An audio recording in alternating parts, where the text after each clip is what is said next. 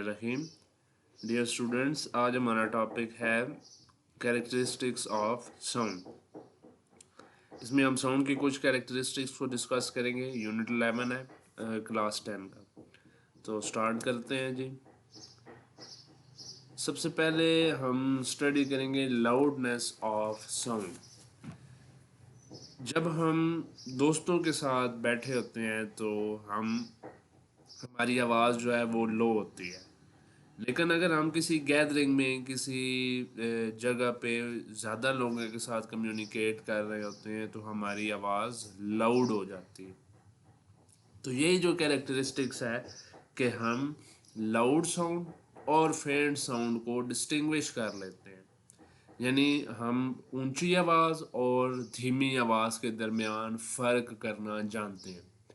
तो इसे loudness of sound कहते हैं। यानी वो कैरेक्टरिस्टिक्स, साउंड की वो खसूसियत, वो खूबी जिसकी वजह से आप लाउड और फेंट साउंड यानी ऊंची आवाज़ और धीमी आवाज़, हल्की आवाज़ के दरमियान फ़र्क कर सकते हैं, उसे हम लाउडनेस ऑफ साउंड कहते हैं। लाउडनेस ऑफ साउंड जो है ये बेसिकली तीन चीज़ों के ऊपर डिपेंड करती है। एम्पलीट्यूड ऑफ वाइब्रेटिंग बॉडी, जो इस बॉडी को आप वाइब्रेट कर रहे हैं उसका एम्पलीट्यूड कितना है। एरिया ऑफ वाइब्रेटिंग बॉडी और distance from the vibrating body, तीनों को हम अलग अलग डिस्कस करते हैं। Amplitude of vibrating body. अब जैसे कि आप जानते हैं कि अगर एक सितार है, एक म्यूज़िकल इंस्ट्रूमेंट होता है, उसकी वायर्स को आप वायलेंटली, ज़्यादा फोर्सफुली उसे वाइब्रेट करवाएंगे, यानी उसके प्लग करेंगे उसके वायर्स को, तो क्या होगा कि उससे लाउडर साउंड प्रोड्यूस होंगी। एक और एग्जांपल से आपको बात समझाता हूँ। अगर एक ड्रम है, ठीक है, उसे आप ज़ोर ज़ोर से, ज़्यादा फोर्सफुली उसे आप बजाएंगे, ठीक है। अगर उसको बजाया जाए तो उस वजह से जो उसके अंदर साउंड प्रोड्यूस होगा वो लाउड साउंड होगा। तो बेसिकली आप उसके एम्पलीट्यूड को इंक्रीज कर रहे हैं। एम्पलीट्यूड को इंक्रीज करने का मतलब क्या होता है, यहाँ से आपके सामने एक डायग्राम शो हो रही है जिसमें एक सॉफ्ट साउंड की वेव दिखाई गई है और दूसरी आपको लाउडर साउंड की वेव दिखाई गई है। जैसे कि हम पीछे पढ़ चुके हैं कि sound are the waves. Sound जो है ये वेव्स की फॉर्म में ट्रेवल करती है, और जब भी कोई चीज़ वाइब्रेट होती है तो वहाँ पे वेव्स प्रोड्यूस होती हैं। और वेव्स किस तरह प्रोड्यूस होती हैं, in the form of crust and trough produce होती हैं, और वेव कुछ इस तरह की प्रोड्यूस होती हैं। अब जैसा कि आप जानते हैं कि मेन पोजीशन से जो मैक्सिमम डिस्प्लेसमेंट है किसी भी वाइब्रेटिंग बॉडी का, वो उसका एम्पलीट्यूड कहलाता है।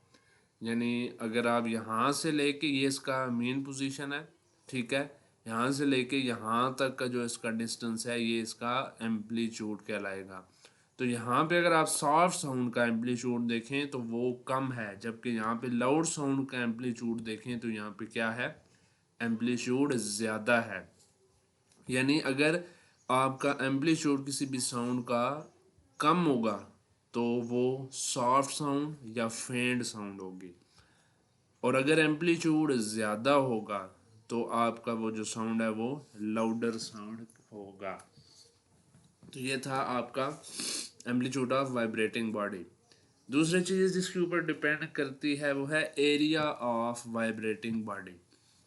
सादा अल्फाज में अगर आप देखें तो एक शादियों पे जो बजाई जाने वाली छोटी सी ढोलकी होती है, उससे जो साउंड प्रोड्यूस होती है वो इतनी ज़्यादा ऊंची नहीं होती एज़ कम्पेयर टू द जो बड़े वाला ढोल होता है, ठीक है। तो उसका एरिया ऑफ वाइब्रेटिंग बॉडी क्या है, वो जो ढोलकी है वो, उसका जो एरिया है जहाँ से साउंड प्रोड्यूस होना है वो कम है, और जो बड़ा ढोल है जहाँ से उसने साउंड प्रोड्यूस होनी है, जो उसका वो हिस्सा है वो क्या है, लार्जर है। उसका जो वाइब्रेटिंग एरिया है वो ज़्यादा है, यानी जहाँ से वाइब्रेशन होनी है, वाइब्रेशन की वजह से साउंड प्रोड्यूस होना है, वो जो जो उसका वाइब्रेटिंग एरिया है वो ज़्यादा है बड़े ढोल का।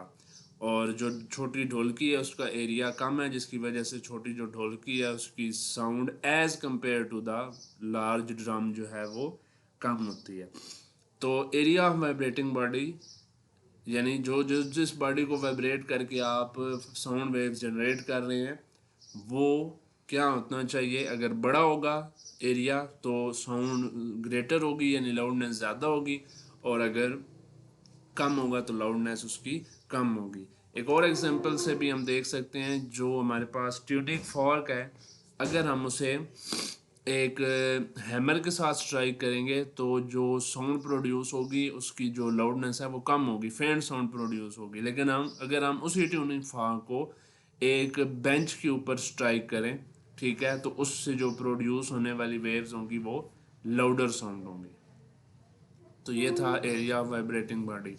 तीसरे नंबर पे ये डिस्टेंस फ्रॉम वाइब्रेटिंग बॉडी। जाहिर सी बात है, जो बॉडी वाइब्रेट कर रही है और उस वाइब्रेशन की वजह से साउंड प्रोड्यूस हो रहा है, वो जो साउंड है अगर उससे कोई आदमी दूर खड़ा हुआ है तो उसको लाउडनेस उसकी यानी कम सुनाई देगी, उसको फेंट साउंड सुनाई देगी, और जो उसके करीब है उसको लाउड साउंड वहाँ पे सुनाई देगी। एक चीज़ यहाँ पे और भी है कि physical condition of the year जो है उस पर भी डिपेंड करती है लाउडनेस।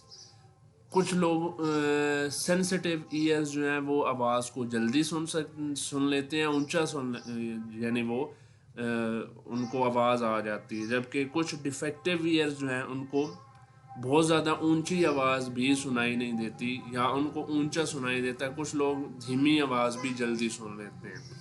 तो physical condition of the year पे भी डिपेंड करता है कि हमारे जो कान है उसकी क्या कंडीशन है। इसका मतलब ये है कि कुछ लोग जो हैं वो जो बूढ़े हो जाते हैं उनकी जो सेंसिटिविटी है वो ईयर की कम हो जाती है। तो ये हमारे पास था लाउडनेस। नेक्स्ट हमारा जो टॉपिक है वो है pitch of sound. Shrill and grave sound में हम डिफरेंस जिस कैरेक्टरिस्टिक्स से करते हैं वो हमारा पिच ऑफ द साउंड होता है। लेडीज़ और जो चिल्ड्रन है उनकी पिच ज़्यादा होती है। लेडीज़ एंड जो children have high pitch of sound, ठीक है। हाई पिच ऑफ साउंड का मतलब है ग्रेटर फ्रीक्वेंसी ऑफ साउंड। उसको फ्रीक्वेंसी को पहले समझने के लिए फ्रीक्वेंसी की डेफिनेशन है number of cycles, number of waves passing in 1 second. 1 second में कितनी वेव्स पास हो रही हैं उसे आप फ्रीक्वेंसी कहते हैं। अब इस फिगर से आप ज़रा देखें, wave shape for a low pitch sound. Low pitch sound में अगर आप देखें तो आप जानते हैं कि एक क्रस्ट यानी यहाँ से इस क्रस्ट से लेके इस क्रस्ट तक का डिस्टेंस एक वेव लेंथ कहलाती है, ठीक है। या इस ट्रफ से लेके इस ट्रफ तक का डिस्टेंस एक वेव लेंथ कहलाती है। अब अगर यहाँ पे आप देखें तो ये यहाँ से लेके यानी ये एक क्रस्ट से लेके दूसरी क्रस्ट तक, तो ये तकरीबन एक वेव लेंथ यहाँ से लेके या यहाँ तक आप करें तो ये जो वेव है ये तकरीबन आप कह सकते हैं कि ये एक 1 वेव लेंथ है, यानी ये एक ही वेव पास कर रही है, ठीक है। लेकिन यहाँ पे अब आप देखें कि टाइम उतना ही हमने लिया हुआ है, यहाँ से ये देखें यहाँ तक टाइम उतना ही है, लेकिन वेव्स यहाँ पे देखें एक यहाँ से लेके यहाँ तक ये एक वेव लेंथ, फिर यहाँ से लेके यहाँ तक ये दूसरी वेव लेंथ, तीसरी वेव लेंथ, इसी तरह से। यानी इसमें हमारी जो वेव्स हैं वो ज़्यादा पास कर रही हैं उसी टाइम पीरियड में, ठीक है। उसी टाइम में ज़्यादा वेव प्रोड्यूस कर, इसका मतलब है कि इसकी फ्रीक्वेंसी क्या है, ज़्यादा है। फ्रीक्वेंसी का मतलब number of waves passing in 1 second. 1 second में कितनी वेव्स पास कर रही हैं, तो यहाँ पे एक वेव पास कर रही है, इसका मतलब है इसकी फ्रीक्वेंसी 1 है या कुछ भी यानी कम फ्रीक्वेंसी है। जबकि इसकी जो है यहाँ से ज़्यादा वेव्स पास कर रही हैं जिसकी फ्रीक्वेंसी क्या है, ज़्यादा है। तो फ्रीक्वेंसी जिसकी ज़्यादा होगी उसकी पिच भी क्या होगी, ज़्यादा होगी, और जिसकी फ्रीक्वेंसी कम होगी उसकी पिच भी क्या होगी, कम होगी। इसी वजह से जो बच्चों की आवाज़ और ख़वातीन की जो आवाज़ है वो उसकी जो फ्रीक्वेंसी है वो हाई होती है, ठीक है। और इस वजह से जो बच्चों और ख़वातीन की आवाज़ है वो श्रिल होती है, श्रिल साउंड होती है। जबकि जो मर्दों की आवाज़ है वो ग्रेव साउंड होती है, भारी आवाज़ होती है उनकी। क्योंकि उनकी फ्रीक्वेंसी जो है वो कम होती है। ठीक हो गया। तो इसकी डिपेंडेंसी किसके ऊपर है? ओनली फ्रीक्वेंसी के ऊपर।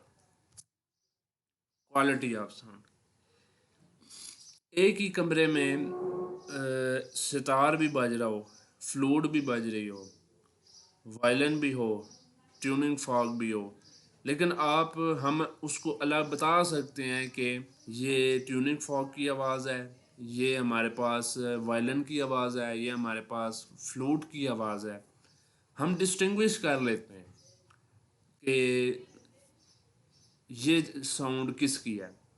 अब यहाँ पे है सेम लाउडनेस, ठीक है, एंड पिच।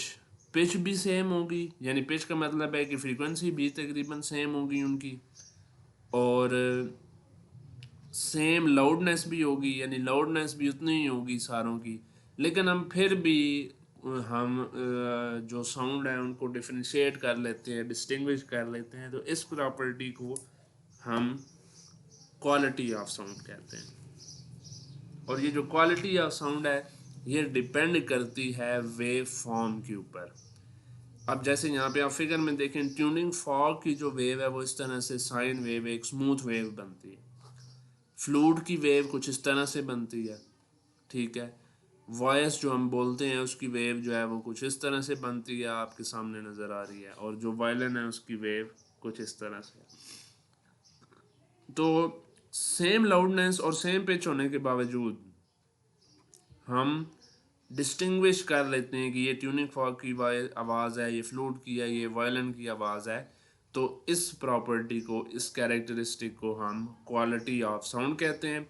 और ये किस पे डिपेंड करती है? ये वेव फॉर्म के ऊपर डिपेंड करती है, क्योंकि हर एक जो वाइब्रेटिंग बॉडी है, ये हमारे वोकल कॉर्ड्स जो है ना, ये जो वॉइस आपको, हमारे वोकल कॉर्ड्स यहाँ पे वाइब्रेट करते हैं, जिसकी वजह से साउंड प्रोड्यूस होता है। तो वाइब्रेटिंग बॉडी की जो वेव फॉर्म है उसको हम देख के, क्योंकि हर एक बॉडी की वेव फॉर्म एक दूसरे से डिफरेंट होती है, इस वजह से हम क्वालिटी ऑफ साउंड को पहचान लेते हैं। यानी सेम लाउडनेस और सेम पिच होने के बावजूद भी हम पहचान लेते हैं कि ये किस चीज़ की आवाज़ है। तो this is called as quality of